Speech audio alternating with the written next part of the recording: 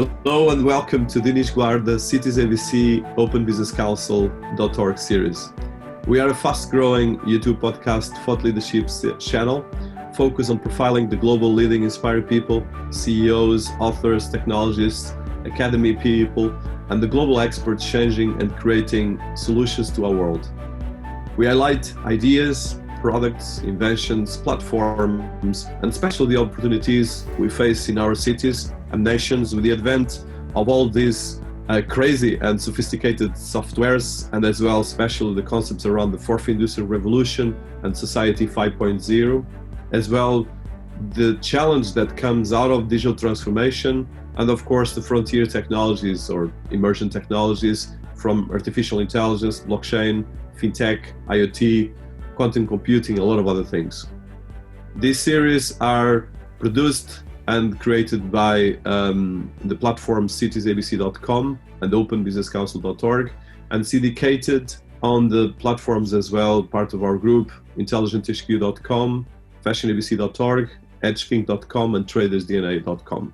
And the series as well are distributed in multiple different platforms in podcasts worldwide, the major podcasts from SoundCloud to all the others. So today I welcome Damu Winston, which is a multidimensional personality, as we joked before, but I think it's probably one word to discuss and as well to describe him. So Damu Rufaro Winston is an international digital advisor and founder, a serial entrepreneur, and the founder of Finteachable, and the speaker in the Arab Emerging Technology and Startup Conferences, and a bit all over the world as well.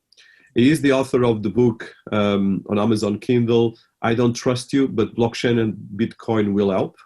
And he has been working and led global distributed teams in the United Arab Emirates, Saudi Arabia, India, Mexico, and the US, where he actually was born, but as well with an African base and origin. And Damu is an expert in building innovative solutions that empower organizations, harness diversity, and as well looks at leverage cutting-edge technology to make sure that organizations, governments can actually go through this. And I like particularly that he's a very focused person on education, an area that it's of my heart. And as well, has been hosting a lot of advice, especially with startup accelerators and different programs around different areas. And Finteachable is a particularly interesting one, but as well has been as well the fintech lectures, where he's been training 400 banking professionals and in UAE, and over 500 plus classroom hours since December 2018. So especially in the areas of fintech and financial and technology, and all these different areas of blockchain and emerging technologies. So welcome to our series. Damu, is an honor to have you here. Thank you. Thank you. It's truly an honor to be a part of this session. So thank you for having me. I'm truly excited about today. Thank you. The same here. And I want to start by, I think, like I mentioned, the multidimensional personality. And I think it's very important for our world, because we have, unfortunately, in our mainstream media, we have a narrative that narrows a lot of the achievements that we are doing as humans. So I want to go back, being an American and being in Middle East, and as well having an African heart. So how do you deal with all, how do you end up in Dubai and Middle East, but as well from an America to there, I know that the culture are very different. Yeah. There's a lot of learning, and as well, we bring as well a lot of the dynamics of America as well, which has its strengths as well. That is a very interesting question you asked me there, because it covers a lot of different topics. So I'll try to summarize it like this. I'm a firm believer in something called exposure yields growth. And so what that really means is that, we are limited by what we surround ourselves with. But the more we expose ourselves to different things, different cultures, different technologies, we have an opportunity to really think outside of the box, have an opportunity to see how other cultures handle certain situations. And I think that that's what really makes us well-rounded, as well as just teaches us that one perspective isn't the only perspective that matters, or the only perspective that actually makes a difference, or the only perspective that makes an impact, right? And so having had the opportunity to live in West Africa, to live in the US, and to live in the Middle East, I've not only seen how diversity is viewed in the US versus diversity viewed in Africa versus diversity viewed in, and even in the Middle East, and they're widely different. Even when we talk about technology, which is a whole other different animal there, but at the end of the day, what has helped me was that I have, what I call, or what people call a growth mindset. I like to believe it's more of an innovation mindset. What that really means is that I'm always thinking about how do I solve a situation? How do I process improve it? How do I, leverage something I've already learned somewhere else and capitalize based on the environment I'm in? So having that innovation mindset that transcends just technology, but also dealing with people has been truly a necessity, honestly. So a part of this, and I think it's important always, I always like, especially with you, that has been academic and as well industry player. Can you tell us a bit of that background of your education, your master's, your education that has been, and I think as well, even on that, the perspective of the different cultures, from education in the US to education in the Middle East, which is completely different, I would say. But as well as we get into the next century, or actually we are already in the next century, 20 years on this century, but more an Asian Middle East century than actually Europe or US. Yeah, so just to give everyone a little kind of a background about my education. So I was obviously born in the U.S. and I grew up in West Africa. When I was in West Africa, I was, I was born with, what is it called again? Pretty much photographic memory. It's a term for it, but I was able to really recall just about anything that I saw, and I could be able to just really see it in my head and be able to kind of articulate it. So when I grew up in West Africa, the learning system there was fundamentally different than the US. And in West Africa, the big part is you learn kind of rote meaning they just drill it into you, so to speak. So you get butt whippings actually at a young age, whereas in the US, no one can actually hit people's kids. So completely different. But I think at a young age, I was just forced to learn to be really good at math and science, to be really good. So much so when I came back to the US, I pretty much had completed all of my middle school and pretty much high school level of math and science. But the downside was my reading. The way I read, I only knew how to read words by the actual whole word. So how some people spell out the word trust, I would read it as trust, one word, because I memorized the word. And so that had a disadvantage when I got back into the US, where you learn something called phonemic awareness. But either way, I did my undergrad in North Carolina, and then along the journey, I was working in the nuclear energy space back in Charlotte, North Carolina, between there and Jacksonville, Florida. And in New York, I had an opportunity to go on vacation with my wife, and we ended up in Dubai. And then I was looking at an MBA program at the time, and I saw something called HALT International Business School, which offered a one-year MBA program.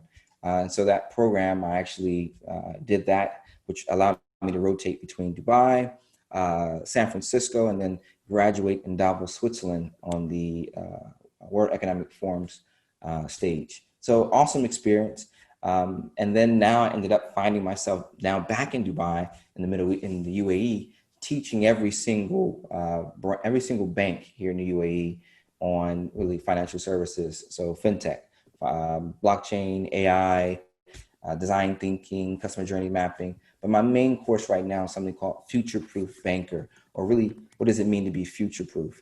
And it's really taking all the things that I've learned, from at a young age, living in West Africa, to the things I did in the US. I worked for companies like IBM, worked on a patent for IBM. I've worked for the Bank of America, Wells Fargo, and done some of the largest projects in their entire history.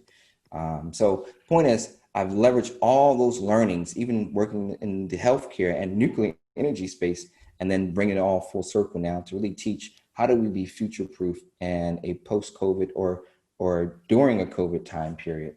And so that's where I'm at now. Hopefully that answers your question. No, it's very inspiring, and I love, especially I want to touch the future thinking. I think it's particularly important nowadays. But I think before that, I would like, especially in terms of your career highlights. So I mentioned that you are the founder of Finteachable.com, and as well I did mention in the bio, but I think particularly interesting, COVID-19fund.us. Yeah. So I think it's interesting as well. So can you highlight about some of your careers, Sure. highlights, and what you're doing right now? Absolutely. So Finteachable, real quick, Finteachable is a marketplace for fintech experts. At the end of the day, I call them teacherpreneurs. So a lot of us who are academics, or a better statement, a lot of us who are practitioners, eventually you get to a point where you really want to follow your passion. Or because of COVID, the opportunities are not as plethora to be in the actual classroom. So I've really created a platform, a really niche platform for experts like you and I to share our expertise with people who want those insights. I call it tribal knowledge is what we have. You and I have worked in multiple projects, and we understand how things actually get done versus what you see in textbooks, where oftentimes they're conceptual, or case studies that are actually, an anomaly, right? We try to teach what's practical and what's local. So I call localization is a big piece of it. And so again, what I'm doing now in the region is I'm teaching every single bank here in the UAE on really how to implement and what are some of the emerging technologies and things that they should be implementing today if they haven't already implemented it, which a lot of them have not. Just the reality of it. The other thing is, because of COVID, I still have a lot of projects happening in the US. So one's in the PPE space of personal protective equipment. Another one is something called COVID-19 funding.us. And ultimately, it's just a platform to help small businesses gain access to capital. So we saw that early on when we call it the economic injury that people are experiencing today. That's literally driven because of all the lockdowns, because people are not moving as much, tourism's down, et cetera, et cetera. And we saw that there was a need for people to get access to capital. So grants, loans, different foundations. And then we're going to roll out another element of it around access to VCs. And it's really, again, targeted on small businesses that are in the US. So those are my two major initiatives I have going on. And then the PPE business, which is for probably the rest of our lives, we wearing a mask. And so I saw it as I must get into this space. That's pretty much it. Very impressive. And I think very important, especially both platforms have a big thing, because especially you are in Middle East and as well in North Africa, and there's still, we still have 2 billion people unbanked, but a lot of people that are banked are underbanked, which is a kind of another tech part. So I want to touch more on before we go more on a lot of questions. Can I add to something to that real quick? If you don't mind, I want to add just one small. How does, yeah. Well, I was going to just one small thing. You said a lot of people are underbanked. Absolutely. But our whole entire financial infrastructure is transforming. It's being disrupted. It's changing, right? And the reality of it is, you're right. There's so many people that are unbanked and underbanked, but because of emerging technology like blockchain, which we're going to talk about, I'm sure at some point, because of AI, et cetera, there's an opportunity like no other time that we've seen in history for us to create new products and services that did not exist before. And this is why this is the perfect time to learn about fintech if you're not already in the fintech space, or even learn about what's happening in other parts of the world, so that you can, create something that's either new for your region where you are, or leverage something that exists somewhere else and create something that's fundamentally different, game-changing, that's necessary for the world that we live in today, this digitally dependent society that we live in. Completely. And I think this is the critical element as well, because I think first of all, if we empower people with all these digital tools, we can get much more results. So before I go to blockchain, which I have a lot of questions, and you wrote a book about it, but I think before that, so in terms of how does it work Finteachable? Because I think Sure. that our economy is driven by platforms, but most of these platforms are actually based on your home country.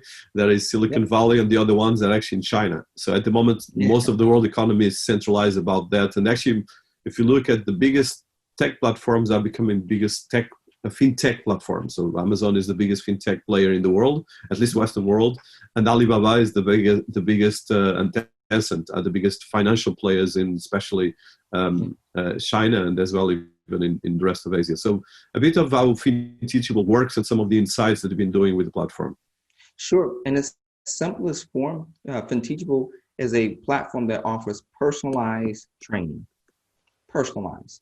by thought leaders and experts in the industry around financial technologies. That's the simplest way of putting it. So our main focus right now, we have live webinars that we schedule based on really the time zones here in the Middle East. In the future, we're going to expand and be a little bit more broader. But right now, we're very focused. I think a lot of entrepreneurs, one of their biggest risks or challenges that they have is that they try to tackle everything all at once. And one of the things I teach is that you want to win locally before you win regionally, before you win globally. And so to be focused with our time and our resources, meaning our money and the resources as in people around us, that we focus on the GCC, the Middle East, pretty much, the UAE, Saudi Arabia, Bahrain, Kuwait, Qatar, etc. And so we have teachers in just about each of these respective countries. And even now we're pulling in Israel as a part of this as well. And again, these teachers, I call them teacherpreneurs, because now we're taking, again, people like you and I who are practitioners, meaning we've done projects before, and now either for various reasons, now they want to be teachers. So some of them are first-time teachers, but most of them are people like you and I who are, teachers now. We do consulting and advisory projects on the side, but for the most part, we're following our passion. I think all of us enjoy to teach it to someone else. One of the things I tell people all the time is that, the true mother of learning is teaching it to someone else. So the moment you're able to take something that you've done and actually apply it, and now not just apply it, but also teach it to someone else, it really forces you to become even a better expert, because you have to think about it from multiple different perspectives versus just the one perspective you learned it by. Because you have to find different ways to teach it to different people. Because some people learn purely visually, and others learn through audio or through experiences, right? By giving them examples and having them or co-creation.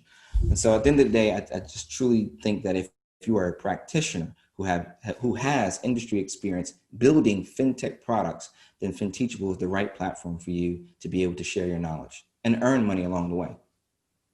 One of the questions I have is, you mentioned a very good point in terms of education. There is different people have different ways of learning. And this is something that unfortunately most of the universities, most of the schools are not tackling. For instance, Google just launched recently a massive technology program that is going to probably kill a lot of universities. But from your experience, and you are educating not young people, educating professionals, what would be some of the highlights that you see in terms of the present of education? Yeah, so I think the world we live in now, collaboration is the new everything. It's all about collaboration. So even right now, we're doing a Zoom call. You're in London and I'm in Dubai, and we're collaborating on this, this webinar, so to speak. So one of the things that I think a lot of traditional academic programs are focused on is on individual learning. You learn how to buy you have content and you master that one piece of content. But I think, and also a lot of schools focus on degrees. I think the jobs of the future are going to really focus on expertise or certifications, which really is expertise in a particular vertical. And so what we try to do at Finteachable is focus on the things that pay the bills within the financial services space. So if you're going to roll out a trade finance solution, or you're going to roll out a chat bot, something simple like that, or you want to work on an STO, security token offering, we want to teach people what are these things and what are the tools that people are actually using today to roll those type of projects out. It's very straightforward. And we do it in a way that's collaborative and personalized, because we have to personalize it to the audience. You just can't teach something that's very generic and everyone will get it. If you're studying for an exam, then you have certain information that you must know to pass the exam. And if you want something like that, then Coursera, Udemy, and platforms like that are perfect. But if you're looking for something where you can ask questions in real time, you can get feedback in real time, you can ask, can I get another example? Or how have you seen that actually work? If you're looking for something like that, then I think I'm not really aware of any other platforms in the Middle East whatsoever that are like that, like what we're doing. Yeah, even worldwide, I think this is key, because it's one of the areas that I think, with the exception of 2 or 3 initiatives that have been focused on that, at least platforms And as well, like you mentioned, digital certificates are critical. And I think Yeah. even I see from my children that they have no digital education, and I've been teaching for 10 years. And as well, I think that is the key, and I think it's one of the biggest failures of the digital education in general, and especially, for instance, right now Oxford and Cambridge and all these big universities are doing digital courses online. Yeah. Most of the US companies, but I think just even for instance, I did, for instance, the Oxford blockchain course certificate, and I was not very impressed, but I'm an industry expert. But there's a lot of things, and I think this is the future of all our business, and like you said, is about collaboration. So I want to touch that part. So as an author in blockchain, and as well a teacher, your book was I Don't Trust You, but Blockchain and Bitcoin Will Help. I would like to hear about, it's a very provocative title and very interesting for our times. So tell us about this book. I think it's a great thing for everyone listening to us. Sure. I think we live in a time period where distrust is at an all-time high, or a lack of trust is at an all-time high. You know, right now, what's considered real or fake, original or copy, is all made relative based on what's trending. And so when we think about blockchain, those of us who are in the field, we see blockchain as an infrastructure of trust, meaning that the people are part of the network or the community. We see a common truth. And so what I wanted to try to highlight here is that this concept, this technology, this understanding of this technology called blockchain, it is not as complicated as some academics try to make it out to be. It is something that is infrastructure technology, something that most of us will never ever see whatsoever. All we really care about is that our solutions that we have work. And so infrastructure, just like a road that we drive on, or that we land on, it's just infrastructure. And so I just wanted to find a way to demystify what the technology is, and also talk about actual real implementations that are happening in the UAE and around the world. And so in the UAE in particular, you know, they've shifted away from just calling it a blockchain strategy to calling it a paperless strategy. We have a 2020 paperless strategy, but because of COVID, I think things are going to be pushed out a little bit. Actually, we know they are. And then as for the entire UAE, there's a 2021 strategy where 50% of all the government entities must be on blockchain or in some kind of digital capacity by the end of 2021.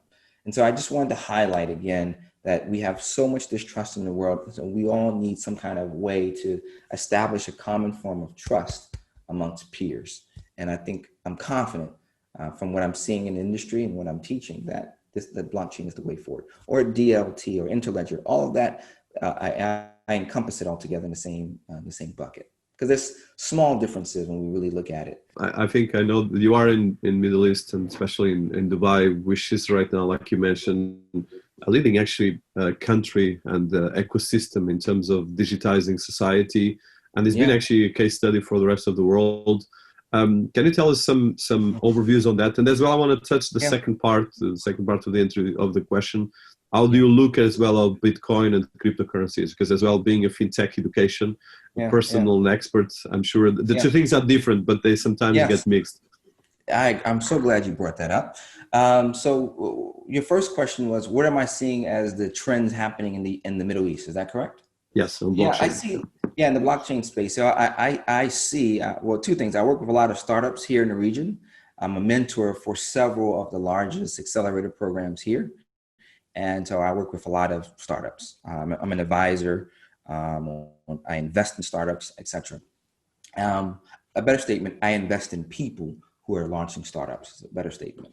But what I will say, the big trend now we're seeing is this whole shift towards central bank digital currencies. I think we're going to see maybe by the end of the year, early next year, every month there's going to be some new announcement about central bank digital currency. That's going to be the big push. But what I advise all of these different government entities that I know and that I communicate with is that I think they should be really thinking about the corporation crypto. I think the corporation crypto actually is a stronger reality than countries' digital currencies. And the reason being is corporations are now the modern day empires, meaning they span across multiple countries. Countries are geolocated. Facebook is everywhere. Google is everywhere.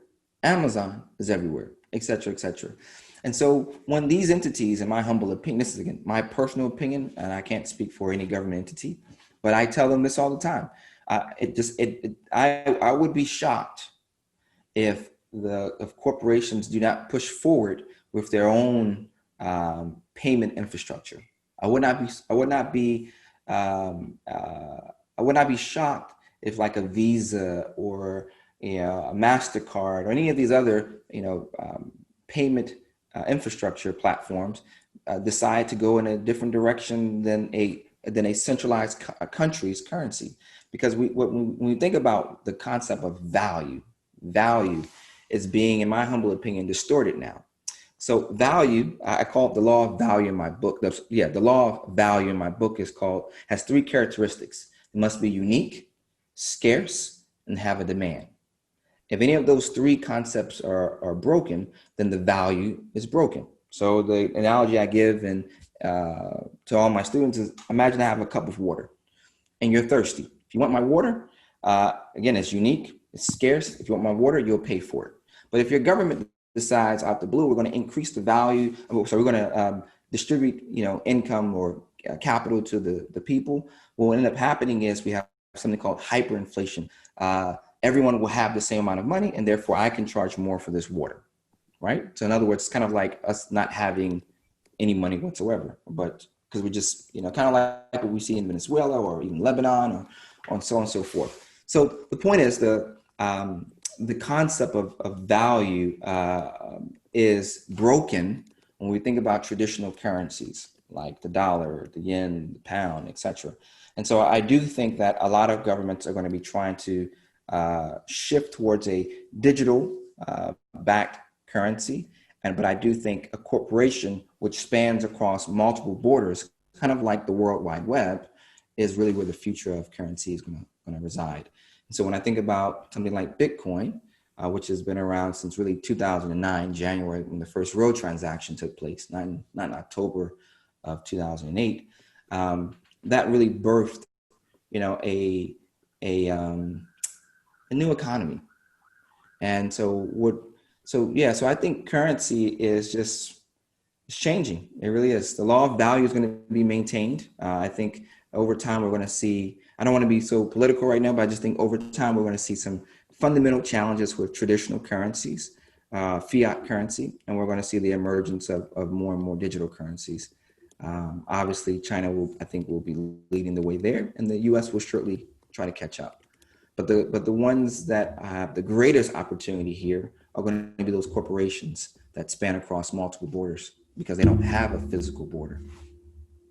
Completely, I completely subscribe, and I think you mentioned very good points specifically about this important. I know that you've been having, especially in the US, a lot of issues, and you still have with the elections and things like that.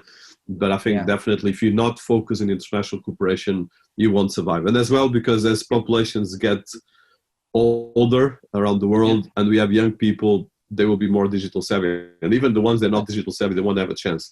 So I want to continue on that because that's a very important thing. And I think, all your work right now around fintech and all these different areas. So from the expertise that you got in this, both teaching, both in business schools, but as well right now professionals, what would be the challenge that you see when it comes to fintech in particular? Because there's a lot of things, and there's a big, when you talk about fintech, the other day is everything about finance. So. Yeah, the number one course I have now is something called Futureproof Banker or Next Generation Banker. And the premise behind it is that we live in an age where you must go digital. You must. And in Arabic, there's a word called lazim, meaning you must. And so I stress this. A lot of us, I think for an older generation, their biggest challenge, a better statement, let me back up, sorry.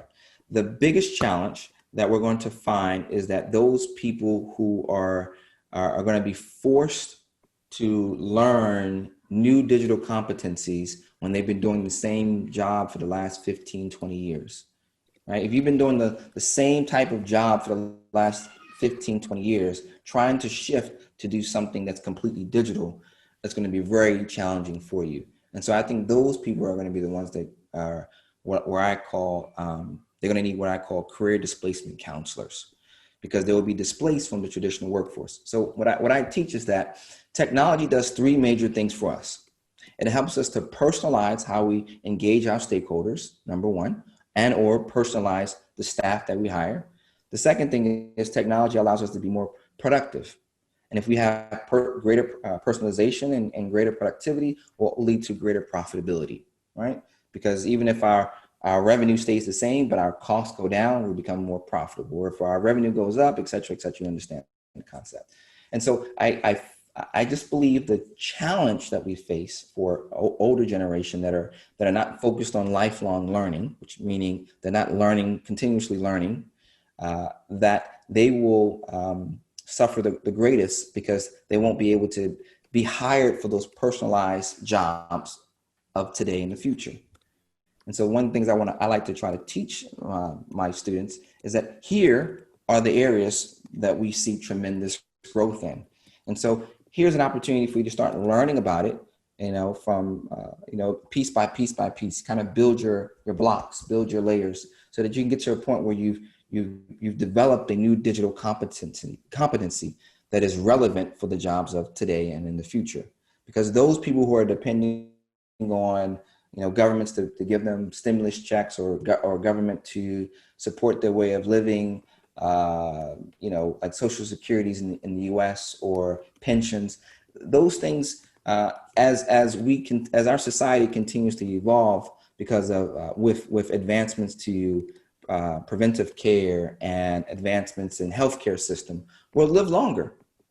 But we cannot have an expectation or even think that our governments, unfortunately and fortunately, however you want to look at it, will be able to fund our way of life for those who are not adopting the new technologies, who do not have high utilization as we emerge into this new fourth industrial revolution.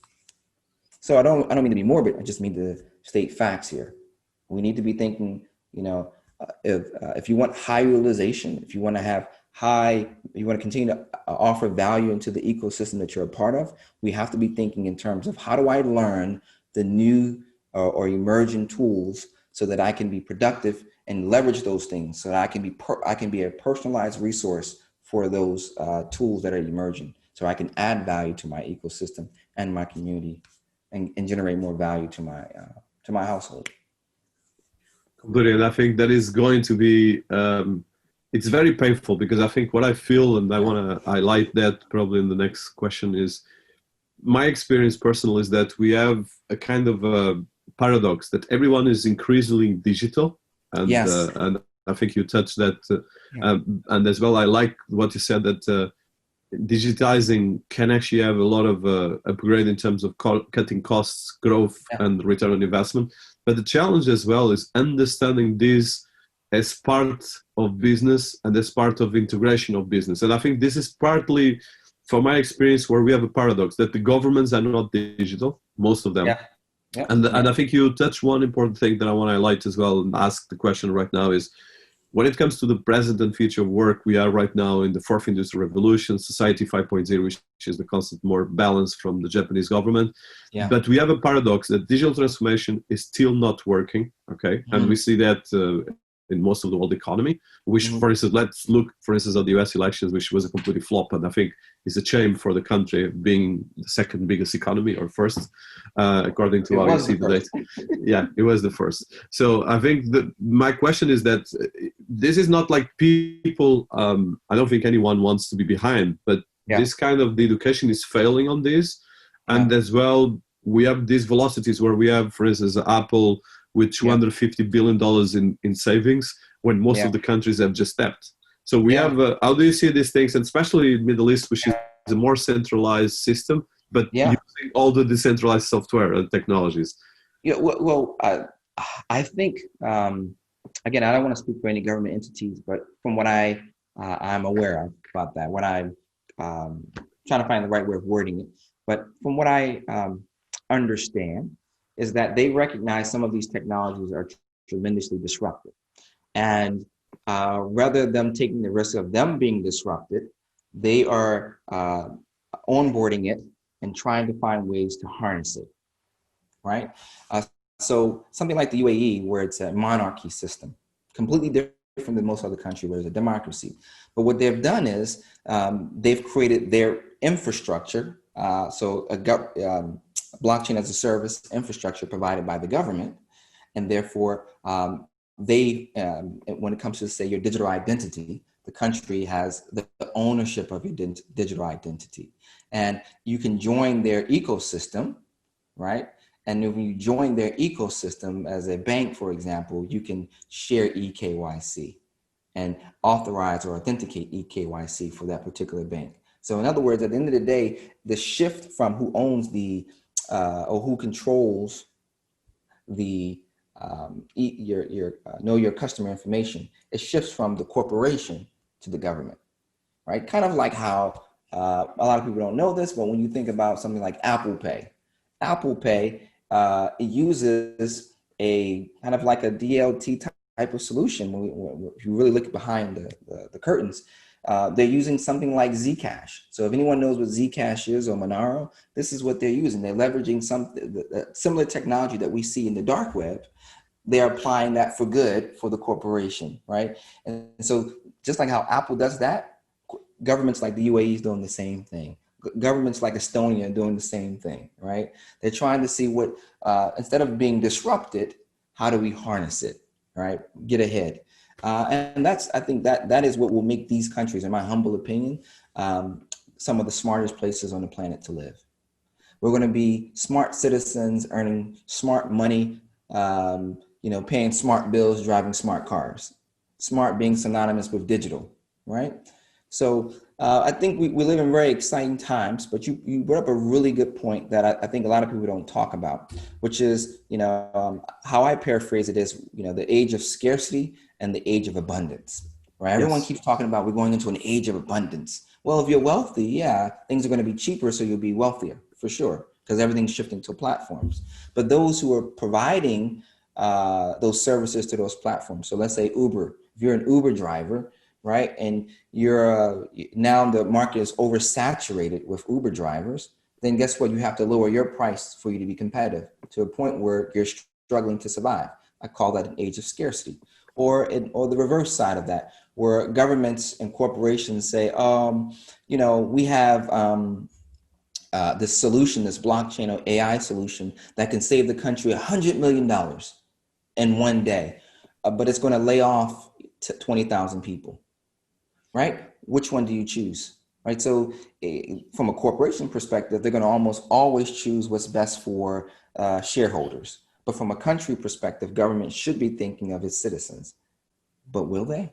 These are questions that I think we need to be having a lot more discussion around as we start adopting more and more emerging technology, for sure. This is probably the biggest challenge of our civilization, because we are starting to have Harari has been mentioned that in his books, but I think we're starting to have kind of two dual, dual, of course, a minority of people that are very digital savvy and actually are thriving and going forward, and the rest of the population that is becoming like a sub humanity. And this is kind of very scary, but we need to work towards that. So I want to go more positive, not on on the negative side, but so you created COVID-19 and you've been working a lot on this area. So my question right now on that level is, so with COVID-19, there's definitely a huge amount of digital transformation going forward, especially countries that were not time, because even if they don't want to, they have to, because everything right now is becoming digital. Have been seeing any trends from what you're seeing, and as well a bit about the COVID fund that you've been working? So I think it's particularly important, these things right now, because this might be an opportunity for a lot of business to become more digital, even people working from home, taking courses online, banks to become more digital as well. For instance, I cannot accept that most of the mainstream banks indicate. For instance, yesterday I tried to contact my business banking, and that was literally 1 hour and a half, and no one actually got back to me. And this is mainstream banks. I'm not going to criticize. So, but it's a bit scared that I don't understand, even with COVID, there's technology. So there's still, I think a lot of these banks will disappear because if you're not there for your client when they need them, okay, why the hell they need you? So, but I would like to hear more from you because we're working with banks. So that of course, I'm very into fintech. I was working with banks. I have nothing against banks. I think I'm just saying that the ones that are not stepping in on these things, they will have a problem. Yeah, but just what your opinion on this? Yeah, absolutely. Do you mind if I share a quick screen? Yeah, no, it would be a pleasure. Yeah. Yeah. So let me. I'll give you sharing. Let me pull up. Yeah. So I was not prepared to do this, but you brought up something that I said, well, let me just go ahead and share my screen. So one of the things I share, I call it, this is obviously a part of a larger training session. And so for those in the financial services space, I talk about, what I call tomorrow's reality, or for a lot of people, it's today's reality. I've been teaching this since really March of this year. And, COVID has really made this thing speed up. And so I talk about certain roles are going to diminish. These are roles that are more transactional. We talk about branch tellers, contact center agents, insurance agents, compliance officers, middle manager roles. Branches, physical branches will diminish, not go away, right? And that's a whole nother conversation. But when we talk about roles that I think are going to stay for at least the next year to 3 years, we're looking at more relationship manager type of roles that are about the relationship that we can have with our customers. This what I'm showing you here doesn't just apply to banks. I think it applies to every single industry, right? And the banks that are able to do this well, meaning personalize the relationship with their customers, will do well, will remain, may not grow, but they'll remain. And so like you talked about your experience with one of these leading banks that you're working with now, and how they were, they had you on hold for 1 hour. That's unacceptable. And because of that, there's going to be a challenger bank that's going to come around and offer a more personalized experience to customers like you and take business away from them, right?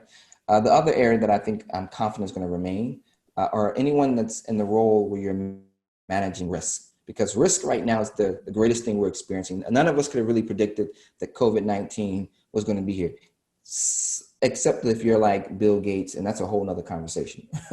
But point is, none of us really could have predicted that we'll have something called COVID. So if you're in insurance, what are the implications of COVID-19 on your business, right? So those people who are in risk, which is the number one topic in every single boardroom right now, how do we mitigate our risk exposure?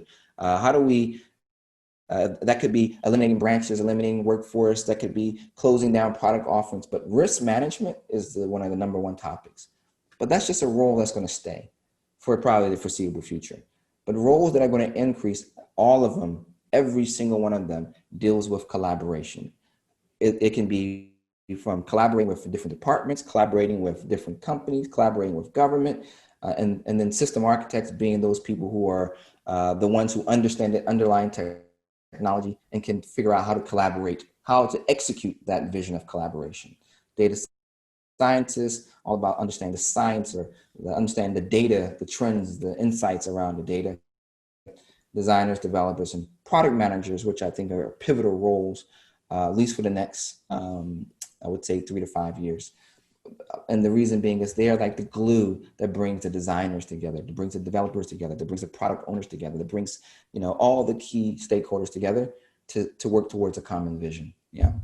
I just wanted to, like I said, share that briefly. No, I appreciate it. And it's actually very inspiring. And I think I completely subscribe, of course. And I think it's great for our audience listening to us, because the problem is not so much that it's the end of the world, is that that's actually fantastic things happening. And like you mentioned, this part of collaboration, which we're doing in different parts of the world, is easy for anyone. It's a question of, but the point as well, and I want to touch this, and it was not in my list, but I think I want to ask you, especially as an expert on this, is the problem I feel, and even sometimes looking at my team, is the lack of energy. Okay. Yeah. I think most of people are not educated to be entrepreneurials. They're educated to follow things and not question things. So you touched this a bit, but I would like to hear, especially, for me, I think it's probably the most important thing. Because talking about collaboration, like you said, and you mentioned that even with the common friends, that you like to question things, but most of people are afraid Or then when they question, they just question because they go to YouTube and see conspiracy theory, and they spend more time on that and than actually trying to educate themselves and coming up with something that actually can create something constructive. So I would like to touch that part.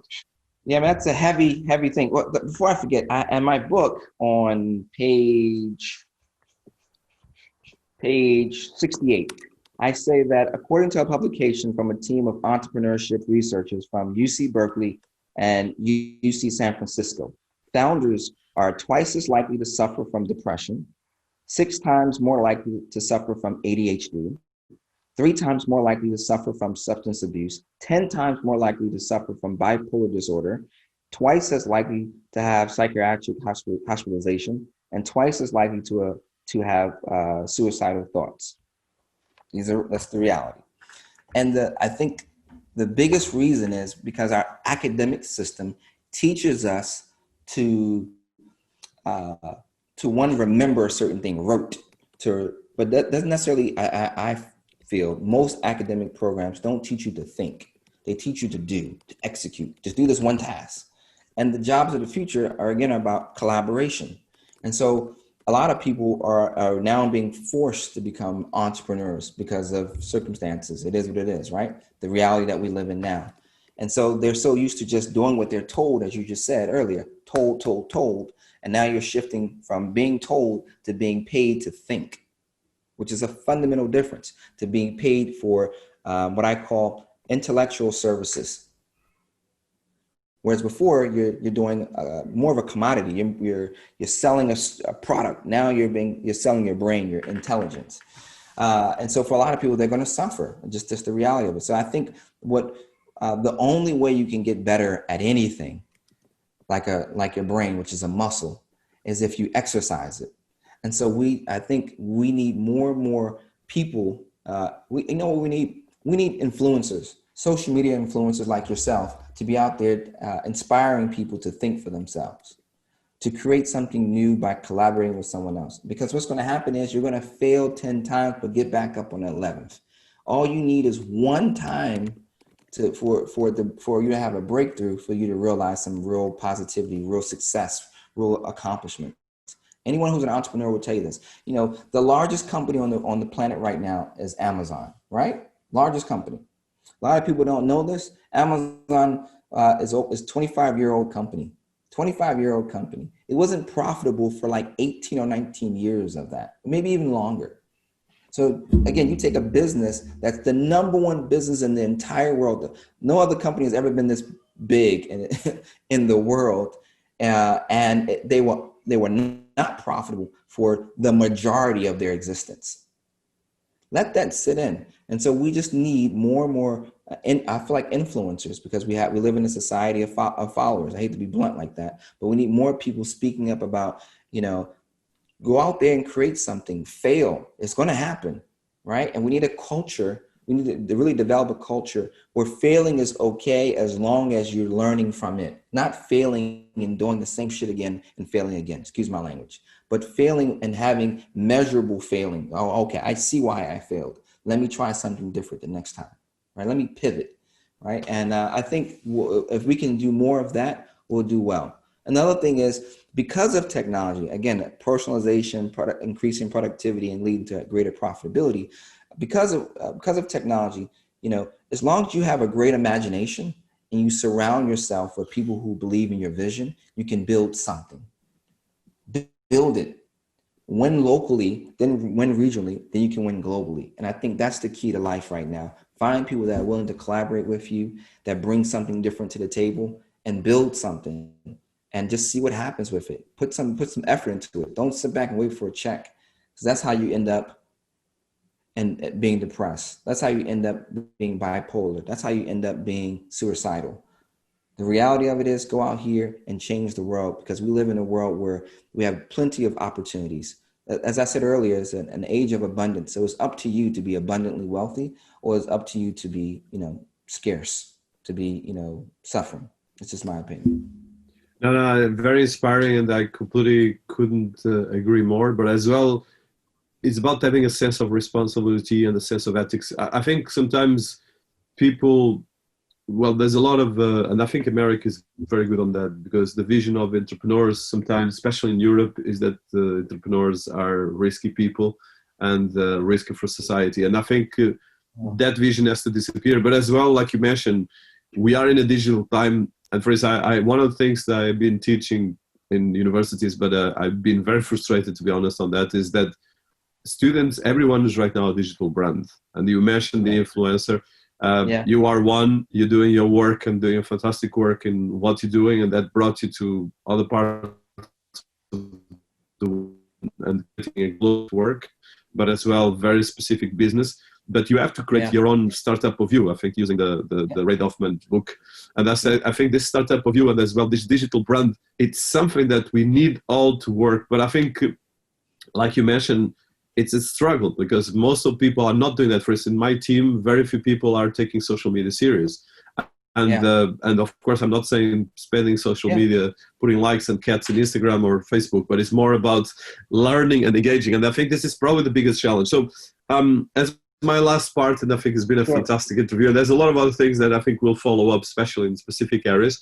So as an inspiring person that has been working and educating, and you are still doing that, so what would be the vision for, and you touched that, but I'd like to go like more as a specific message, a vision that you see for the present and future proof that you've been talking, and as well for people listening to us? Because I'm sure that everyone don't want to be a failure, lack of capacity to get out of the comfort zone, the fear, and even the prejudice, because there's a lot of prejudice. Okay, I'm going to social media, I'm going to be trashed, or I'm going to do something, I'm going to fail, or I don't get the money. But if you don't try, I think people like you and me, I'm sure that I failed plenty of times. I'm continuously failing.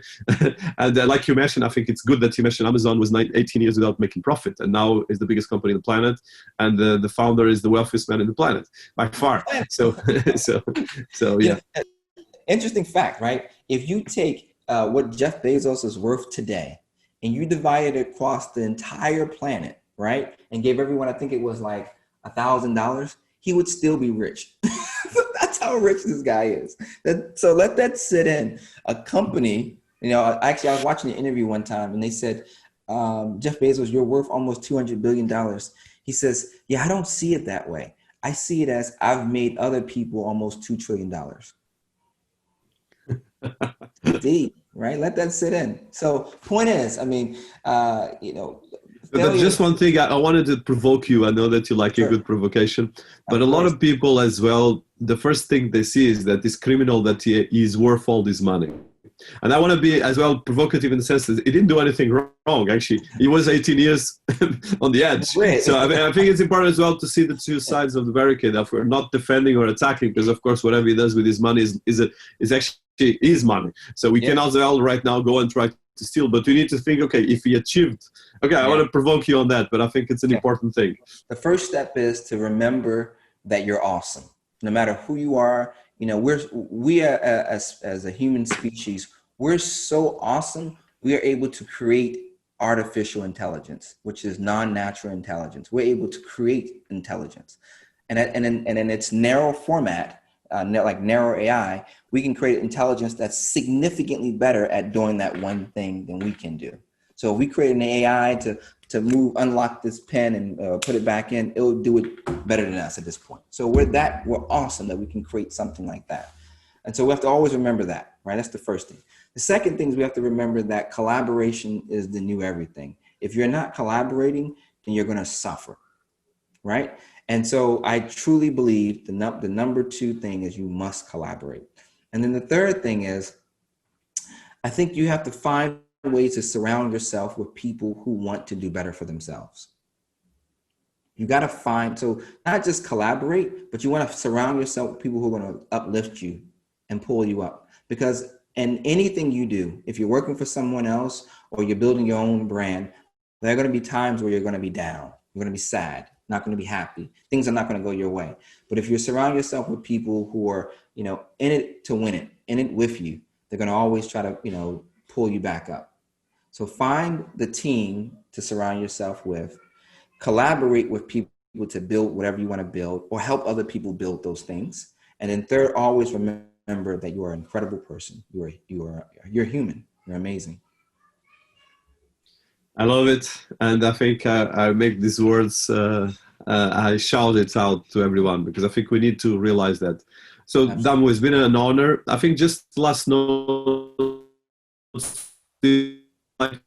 my book and different things, of course, is in Amazon, but other things where people can find besides Finteachable.com. We'll put all these links, but I think it's important for people to interact because it's about, like you said, collaboration. Absolutely. So I'm very fortunate enough that the book is now on not just Amazon, it's on Google Play, or it's on Spotify, on Tidal, it's on just about all the platforms that we can get access to.